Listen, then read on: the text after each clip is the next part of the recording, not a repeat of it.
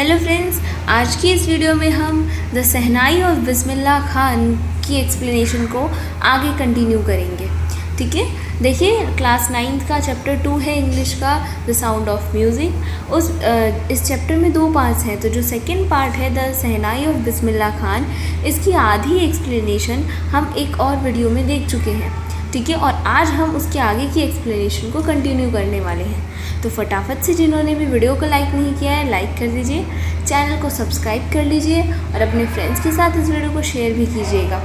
ठीक है, तो अभी तक हमने पढ़ा था कि शहनाई कैसे आई। ठीक है, शहनाई को कैसे बनाया गया, कैसे आई वो, उसका नाम शहनाई कैसे पड़ा। ठीक है, और फिर उसको क्लासिकल स्टेज पे लाया कौन, उस्ताद बिस्मिल्लाह खान। उस्ताद बिस्मिल्लाह खान की स्टोरी हम पढ़ रहे थे। ठीक है, कि जब वो एक बार वो कहाँ गए थे, अपने मामा के यहाँ पे गए थे, उनकी मदर उनको लेके गई थी। ठीक है, जब वो 3 साल के थे तो। और फिर उसके बाद जब उन्होंने अपने मामा को शहनाई प्ले करते हुए सुना था तो उनका भी शहनाई से वो बहुत ज़्यादा फैसिनेट हो गए थे। ठीक है, उन्होंने भी क्या किया, शहनाई सीखना धीरे धीरे स्टार्ट कर दिया। अब आगे देखिए क्या होता है। At the age of 14 years के जब वो थे तो Bismillah accompanied his uncle to the Allahabad music conference. अब इलाहाबाद में एक म्यूज़िक कॉन्फ्रेंस थी, वहाँ पे बिस्मिल्लाह ने क्या किया था, अपने अंकल को, अपने मामा को एकम्पनी किया था, यानी कि उनके साथ गए थे इलाहाबाद म्यूज़िक कॉन्फ्रेंस में। At the end of his reticle, reticle का मतलब होता है परफॉर्मेंस। जब उनकी परफॉर्मेंस ख़त्म हो गई थी, उस्ताद बिस्मिल्लाह खान ने उन्हें कंपनी दी थी, तो मतलब ठीक है, उन्हें कंपनी दी थी इलाहाबाद म्यूज़िक कॉन्फ्रेंस में। तो जब उनकी परफॉर्मेंस ख़त्म हो गई, Ustad Faiyaz Khan patted the young boys back and said work hard and you shall make it. अब जब उनकी परफॉर्मेंस ख़त्म हो गई तो उस्ताद फैयाज खान ने उनकी बैक यानी कि उनकी पीठ को थपथपाया और कहा कि मेहनत करो, बहुत मेहनत करो और एक दिन तुम इसे पा जाओगे, यू विल मेक इट। ठीक है, तुम इसे ज़रूर पाओगे। With the opening of All India Radio in Lucknow in 1938 came Bismillah's big break. अच्छा, अब बिग ब्रेक का मतलब होता है ऐसी कोई अपॉर्चुनिटी जो आपकी लाइफ में ना बहुत ही मतलब बहुत अच्छी हो, उस अपॉर्चुनिटी से आप बहुत आगे बढ़ सकते हैं, उससे एक तरीके से आपकी लाइफ ही चेंज हो गई हो एक तरीके से। तो बिस्मिल्लाह खान की जो लाइफ चेंज हुई थी वो अपॉर्चुनिटी थी जब ऑल इंडिया रेडियो ओपन हुआ था। तब कब, लखनऊ में 1938 में, वहाँ पे ऑल इंडिया रेडियो में उन्होंने ओपनिंग की थी अपनी, और यही उनके लिए बहुत बड़ी अपॉर्चुनिटी थी। ठीक है, he soon become an often heard shehnai player on radio, और वो जल्द ही क्या बन गए, ज़्यादा सुने जाने वाले एक शहनाई प्लेयर। मतलब रेडियो पे हर कोई उन्हें सुनना पसंद करता था। ठीक है, आगे है when India gained independence on 15 August 1947 Bismillah Khan became the first Indian to greet the nation with his shehnai. और जब इंडिया को इंडिपेंडेंस मिली 15 अगस्त 1947 को, तो बिस्मिल्लाह खान ऐसे पहले इंडियन थे जिन्होंने इस नेशन को ग्रीट किया, यानी कि इस नेशन के लिए कुछ गाया अपनी शहनाई के साथ। ठीक है, ही poured his heart out into राग काफ़ी from the Red Fort to an audience which included Pandit Jawaharlal Nehru, who later gave his famous Tyrist with Destiny speech। अब देखो, वो उन्होंने इतने अच्छे से गाया ना कि सबका दिल जो था वो बिल्कुल मेल्ट हो गया। ठीक है, सबके दिल को वो, उनका जो राग था, कौन सा राग था, काफ़ी राग था, जो उन्होंने रेड फोर्ट से गाया था पूरी ऑडियंस के लिए, जिसमें पंडित जवाहरलाल नेहरू भी, महात्मा गांधी भी, सब लोग थे। और उससे क्या हुआ, और उन्होंने पहले तो राग गाया और उससे सब लोग फैसिनेट हो गए, और उसके बाद उन्होंने एक स्पीच दिया, अपना famous speech, tryst with destiny. ठीक है, आगे है Bismillah Khan has given many memorable performance both in India and abroad. अब बिस्मिल्लाह खान ने बहुत सारी मेमोरेबल परफॉर्मेंस दी, कहाँ पे, इंडिया में भी और अब्रॉड यानी कि बाहर विदेश में भी। His first trip abroad was to Afghanistan where king Zahir Shah was so taken in by the that he gifted him priceless Persian carpets and other souvenirs. अब क्या हुआ कि उनकी जो पहली अब्रॉड की ट्रिप थी ना, कि इंडिया में तो परफॉर्मेंस करते ही थे, लेकिन पहली जो उनकी अब्रॉड की परफॉर्मेंस वाली ट्रिप थी वो थी अफ़गानिस्तान के लिए, जहाँ पे जो किंग ज़ाहिर शाह थे वो बिल्कुल उनकी आवाज़ से, उनकी मतलब जो शहनाई जिस तरीके से बजाते थे उसके राग से बिल्कुल ही क्या हो चुके थे, टेकन इन बाय, मतलब अट्रैक्ट हो चुके थे। तो इतना अट्रैक्ट हो गए थे कि उन्होंने कुछ गिफ्ट दिए बिस्मिल्लाह खान को, और उन्होंने क्या गिफ्ट किया, प्राइसलेस पर्सियन कारपेट्स, कुछ पर्सियन कारपेट्स गिफ्ट की, कालीन टाइप के, और बिल्कुल वो कैसे थे, प्राइसलेस, बहुत ही ज़्यादा कीमती थे वो, एंड अदर सोवेनियर्स, और कुछ सोवेनियर्स भी गिफ्ट किए। सोवेनियर्स क्या होते हैं, ऐसी चीज़ें जो आपको उस जगह की याद दिला दे, उस जगह की, उस पर्सन की, उस इवेंट की याद दिला दे, तो कुछ ऐसी मेमोरेबल चीज़ें भी उन्हें गिफ्ट की।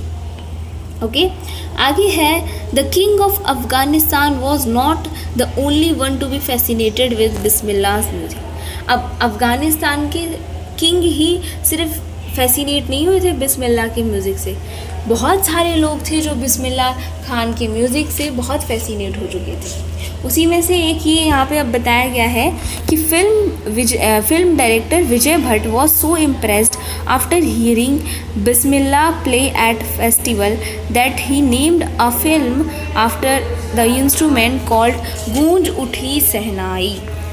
अब एक फिल्म डायरेक्टर हैं विजय भट्ट, जो उनका ये जो प्ले था उन्होंने सुना सहनाई प्ले करते हुए बिस्मिल्लाह खान को एक फेस्टिवल में, और वो इतने ज़्यादा इम्प्रेस हुए उसे सुन के कि उन्होंने अपनी फिल्म का नाम दे दिया गूंज उठी सहनाई। ओके, आगे है, the film was a hit and one of Bismillah Khan's composition दिल का खिलौना है टूट गया turned out to be a nation wide chart buster. अब ये फिल्म तो हिट हुई ही हुई, उसके साथ में इसमें बिस्मिल्लाह खान का जो कॉम्पोजिशन था सहनाई का, और एक गाना था दिल का खिलौना है टूट गया, ये जो बिल्कुल ही नेशन वाइड चार्ट बस्टर बन गया। चार्ट बस्टर मतलब होता है रिकॉर्ड ब्रेकर, जिसने रिकॉर्ड ही तोड़ दिए इस गाने ने। Despite this huge success in celluloid world, Bismillah Khan venture in film music world limited too. अब उन्हें इस वर्ल्ड में, इस फिल्म वर्ल्ड में इतनी ज़्यादा सक्सेस मिली कि उनका जो ये गाना था बहुत ज़्यादा हिट हो गया। फिर भी बिस्मिल्लाह खान ने सिर्फ 2 ही फिल्मों में काम किया, ठीक है। पहली तो ये थी विजय भट्ट गूंज उठी सहनाई, पहली फिल्म तो ये थी, एंड दूसरी थी विक्रम श्रीनिवास की कनाडा वेंचर सनाधि अपन्ना, ठीक है। इन्होंने सिर्फ 2 ही मूवीज़ में काम किया, 2 ही फिल्म में काम किया। ऐसा क्यों हुआ? वो कहते हैं, I just can't come to terms with the artificiality and glamour of the film world. वो कहते हैं कि ये फिल्म वर्ल्ड में जितना इतना ग्लैमर और इतनी आर्टिफिशियलिटी होती है, इतना नकलीपन होता है और इतनी चमक धमक होती है, मैं इन सब चीज़ों से नहीं वो हो सकता, ठीक है। मैं इन चीज़ों के साथ नहीं रह सकता, ये सब चीज़ें मुझे अनकंफर्टेबल बनाती हैं, तो इसी की वजह से उन्होंने सिर्फ 2 ही फिल्म में काम किया। आगे है, awards and recognition came thick and fast. Thick and fast का मतलब होता है बहुत जल्दी जल्दी। अवार्ड्स और रिकॉग्नाइजेशन अब बिस्मिल्लाह खान को बहुत सारे मिलने लगे और बहुत ज़्यादा मिलने लगे, ठीक है। Bismillah Khan became the first Indian to be invited to perform at prestigious Lincoln Center hall in United State of America. अब बिस्मिल्लाह खान जो थे वो ऐसे पहले इंडियन थे जिनको यूएसए के लिंकन सेंटर हॉल में इनवाइट किया गया था उन्हें परफॉर्म करने के लिए, ठीक है। He also took part in World Exposition in Montreal and in Cannes Art Festival and in Osaka Trade Fair। अब उन्होंने सिर्फ उस लिंकन सेंटर हॉल में ही परफॉर्मेंस नहीं दी, बल्कि वर्ल्ड एक्सपोजिशन इन मॉन्ट्रियल में भी दी, कुछ फेस्टिवल्स थे वहाँ पे भी उन्होंने परफॉर्म किया, और कुछ फेयर्स थे जहाँ पे उन्होंने परफॉर्म किया, ठीक है। और ये सारी परफॉर्मेंस उनकी इंटरनेशनल थी, इंडियन नहीं थी, इंटरनेशनल परफॉर्मेंस दी थी। So well known he did did he become internationally that an auditorium in Tehran was named after him, तहार मौसीकी उस्ताद बिस्मिल्लाह खान। अब वो इंटरनेशनली इतना ज़्यादा पॉपुलर हो गए थे कि तेहरान में एक ऑडिटोरियम है, ठीक है, जिसका नाम बिस्मिल्लाह खान के ऊपर रख दिया गया, तहार मौसीकी उस्ताद बिस्मिल्लाह खान। ठीक है, तो ये बात हम इंडियंस के लिए बहुत प्राउड वाली बात है। ओके, आगे है national awards like Padma Shri, the Padma Bhushan and the Padma Vibhushan were conferred on him. अब नेशनल अवार्ड्स हैं कुछ, जैसे कि पद्मश्री हो गया, पद्म भूषण हो गया और पद्म विभूषण हो गया, ये सारे अवार्ड उनको दिए गए थे, ठीक है, उनके म्यूज़िक के लिए। इन 2001 में Ustad Bismillah Khan was awarded India's highest civilian award, the Bharat Ratna. और 2001 में उस्ताद बिस्मिल्लाह खान को इंडिया का सबसे बड़ा सिविलियन अवार्ड मिला, Bharat Ratna, with the coveted award resting on his chest and his is glinting with rare happiness, he said. अब उन्होंने उस अवार्ड को अपने सीने से लगाया और उनकी आंखों में बहुत खुशी थी, बहुत चमक थी, और उन्होंने कहा, and he said, all I would like to say, इतना ही मैं कहना चाहता हूँ, या मैं सिर्फ इतना कहना चाहता हूँ, टीच योर चिल्ड्रन म्यूज़िक। आप अपने बच्चों को म्यूज़िक ज़रूर सिखाएं। दिस इज़ हिंदुस्तान्स रिचेस्ट ट्रेडिशन, क्योंकि ये हिंदुस्तान का, ये इंडिया का सबसे रिचेस्ट ट्रेडिशन है, सबसे अमीर या सबसे महंगा ट्रेडिशन है। Even the west is now coming to learn our music. और अब तो जो वेस्ट है, वेस्ट यानी कि ये जो मॉडर्न कल्चर है, जो यूरोप यूएसए का, ठीक है, ये लोग भी अब इंडिया का म्यूज़िक सीखने आ रहे हैं, ठीक है। तो इसीलिए जब सिर्फ इतना कहना चाहते हैं बिस्मिल्लाह खान कि अपने बच्चों को म्यूज़िक ज़रूर सिखाइए, क्योंकि म्यूज़िक जो है वो इंडिया का रिचेस्ट ट्रेडिशन है। उसके बाद यहाँ लिखा है, In spite of having travelled all over the world, Khan Sahab, as he fondly called, is exceedingly fond of Banaras and Dumrao, and they remain for him the most wonderful towns of the world. अब भले ही बिस्मिल्लाह खान ने पूरा जो world है वो क्यों ना घूम लिया, अब उन्हें किस नाम से जाना जाता है, खान साहब। खान साहब, ज़्यादातर खान साहब बोलते हैं उन्हें।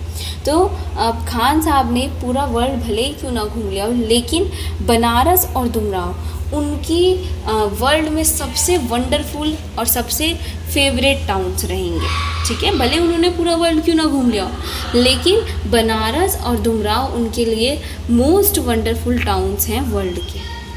A student of his once wanted him to head a shehnai school in USA। अब उनका एक स्टूडेंट था जो चाहता था कि जो उस्ताद बिस्मिल्लाह खान हैं वो USA में एक सहनाई स्कूल के हेड बने।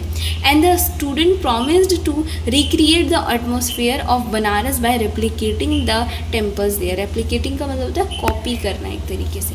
और वो क्या, और उनका जो स्टूडेंट कहता है, स्टूडेंट जो है वो उनसे प्रॉमिस करता है कि आपको बनारस इतना पसंद है तो मैं जो आपका बनारस वाला जो एटमॉस्फेयर है ना वो यहाँ पे यूएस में भी रिक्रिएट कर दूँगा, फिर से बना दूँगा। कैसे?